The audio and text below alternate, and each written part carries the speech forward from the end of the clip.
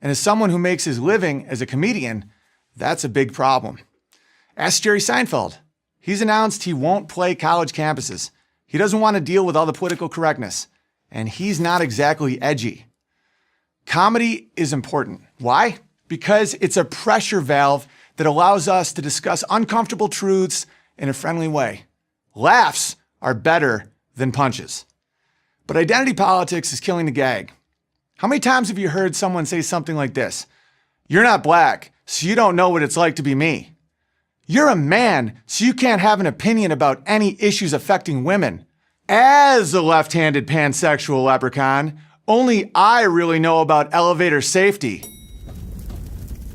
Comedy only works when we agree on certain realities. Take this joke. Why do you always go fishing with at least 2 Baptists? Because if you only take one, he'll drink all your beer. The reason this gets a laugh is because most of us recognize that many religious people are a little more religious around other religious people. That hypocrisy is funny because everyone can relate to it on some level. We're all a little hypocritical now and then. The problem is that today, fewer and fewer people seem to agree on the basics. You know, shared assumptions. I recently did a joke on stage. People keep comparing Donald Trump to Adolf Hitler. He's nothing like Hitler. Hitler would have never let CNN talk like that. Anderson Cooper wouldn't have made it through the night of the long knives. There are people that don't understand that joke.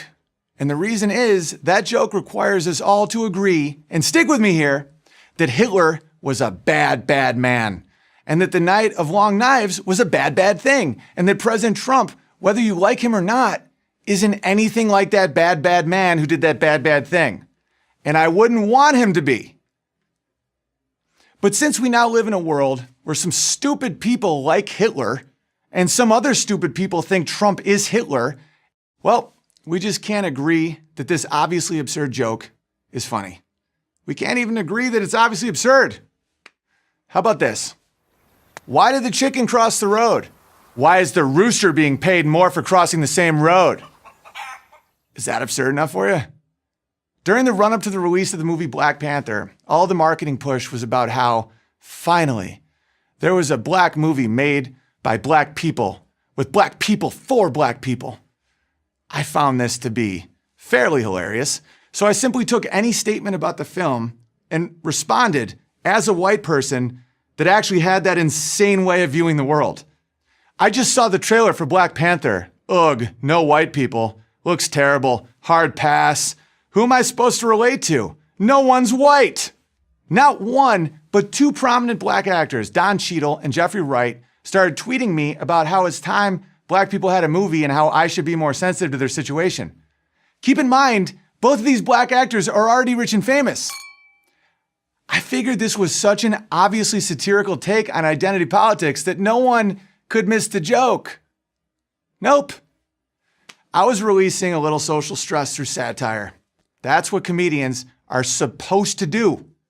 Releasing social stress used to be the special task of late night comedy, the place that everyone could meet at the end of a long day. But that's dead too. Nobody takes themselves more seriously than these former comedians.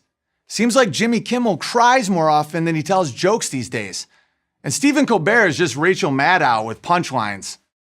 As if we weren't already divided enough, they're only telling jokes for half the country now. There's no shortage of things to laugh about. We just need to find them together. And if we don't, we'll explode. And that's not a joke. I'm Owen Benjamin for Prager University. Thank you for watching this video. To help keep PragerU videos free, please